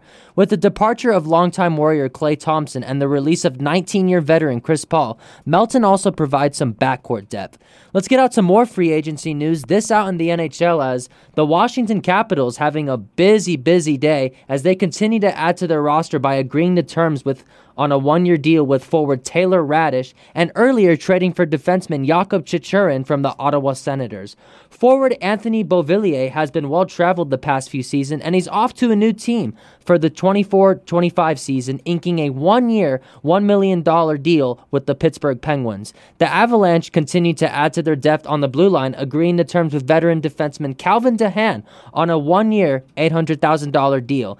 Longtime player Corey Perry will continue his career as he is re-signed with the Edmonton Oilers on a 1-year deal. The LA Kings, who have been busy as of late, have added some size and some snarl to their defensive corps, inking defenseman Joel Edmondson to a 4-year, $15.4 million deal. Let's get out to some NBA news, too, as Jason Tatum re-signing with the Celtics on a 5-year Supermax deal. That's a look at your ESPN SportsCenter update. I'm Michael Plundo. Michael, thank you very much. As we keep things moving here on the show, 505-6009, our telephone number. Have we found out who won the Sports Talk bid hosting the show through the A&A All the Way Foundation? Not yet, Steve. I'm hoping that we find out this week at some point. Usually it takes them a couple weeks to actually get out all the winners and stuff like that.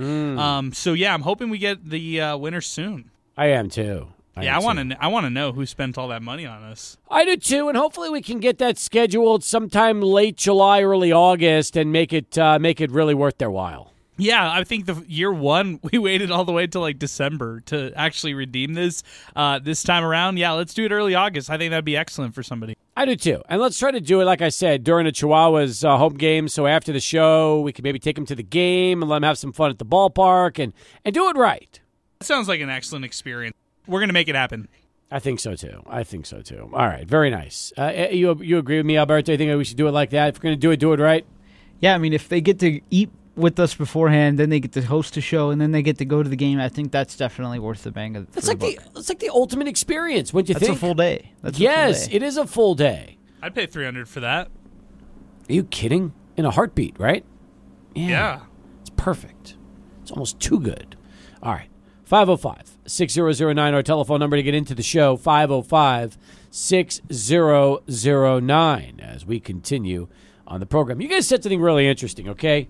You said that the fights on Friday night at the ballpark really were not that good, meaning they were not as competitive as they could have been and early knockouts, and yet the fans were digging it. The fans were into it. Can you imagine if let's just say Top Rank or Golden Boy brought a big show here and really stacked it with terrific fights from start to finish? You'd probably get 10,000 in the ballpark in a heartbeat.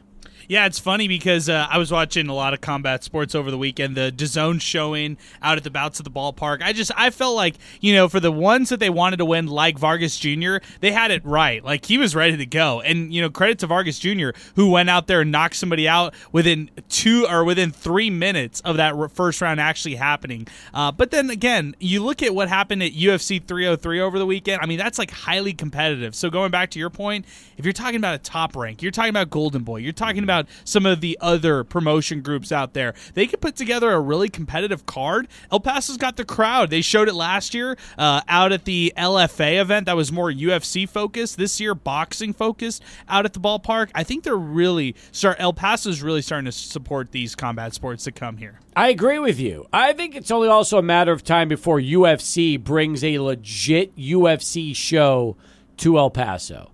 How they've never gone to the Haskins Center and done a real UFC type of event with a pay-per-view is beyond me, because I feel like they would easily put 10,000, 11,000 in the Haskins Center to watch that. Yeah, I think, Alberto was even telling me this off air, like, you throw Ring Wars out at Southwest University Park in that kind of competitive type of environment, and you'll get a great crowd who's spirited, shows up, and willing to root for everybody out there. So, yeah, to your point about UFC, even if it's a fight night, even if it's, an alternate type of event, I think El Paso will support it. This is a town that loves boxing, has always loved boxing in the past, and I think this town will continue to support combat sports. How many people would you say roughly were at Southwest University Park Friday night for the boxing?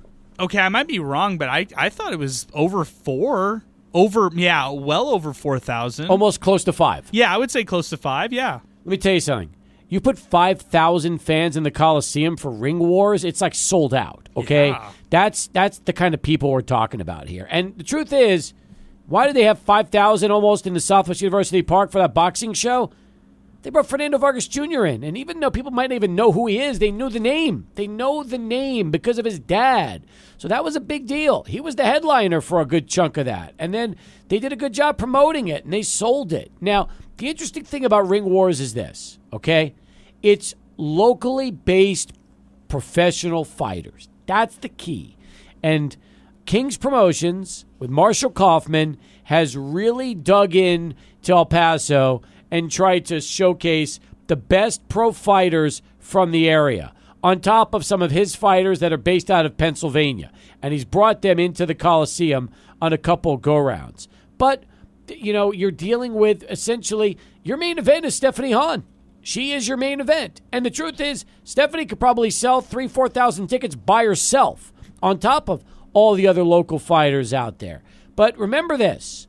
When Jennifer fought on a lot of cards early in her career, as David Rodriguez, as Tony Escalante, they all piggybacked on top of the bigger shows. So when Top Rank would come here, or Golden Boy, and he'd bring a fight card, they'd throw some of the local fighters in because they knew that, A, it's going to be a busy night, there's going to be a lot of people there, and they always wanted to give El Pasoans the chance to go watch local fighters. This time around, it's like all local fighters. So I wonder, Adrian, if Ring Wars, for example, it's all based on El Pasoans and Las Cruces fighters, pro fighters from the area.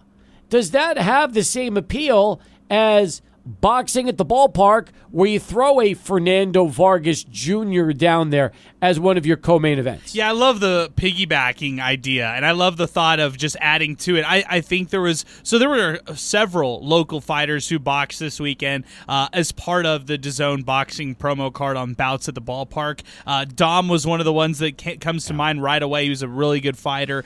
There were some other ones who were fighting as well. I believe it was Abel Mendoza. I might be wrong. You're right. That's a good one. Yeah, sure. So these two guys are local products. And, Steve, when they came out, everybody locked in. Yep. Everybody was so supportive of them. So if you tell me, well, can Ring Wars have that same appeal? For some of these fighters, maybe it does. Maybe they do bring that draw. And I think when you add it to an already pay-per-view event like what we saw with DAZN and Bouts at the Ballpark, it does it, even at a higher level. So let's keep bringing these great events to town. Let's keep finding ways for local fighters to get on the card. Michael, you were there at the show as well Friday. What was it like for you? It was awesome, Steve. My first ever fight going to, I thought that was amazing in itself. It's been on my bucket list for a really long time. Even though it wasn't a UFC fight, I still just had a lot of fun here with Alberto, especially that final fight between Juan Carlos Cardones and Fernando Vargas, in which Vargas won in 2 minutes and 40 seconds, which was crazy. Me and Alberto were shell-shocked by that, and it was just a really cool experience, especially to go kind of behind the scenes. Good for you. Well, you guys were enjoying it, media, covering it, press. Adrian, you were out there in the suite, enjoying yourself in our suite, correct? I was enjoying myself big time. Did Cade McConnell go and show up later and join you? Yeah, he showed up as the bell rang for round one of the main event. So he was there for 2 minutes, 40 seconds. That's Cade for you, baby. He's gonna skip all the others and show up only when it's the main event. Main event. I like that. He's main event. You know what we got to do? We got to call him Main Event Cade from now on. He's only there for prime time. Yes. I love it. Main Event Cade. I love it. All right, we'll come back, wrap it up next. Stay with us. Sports Talk continues. 600 ESPN El Paso.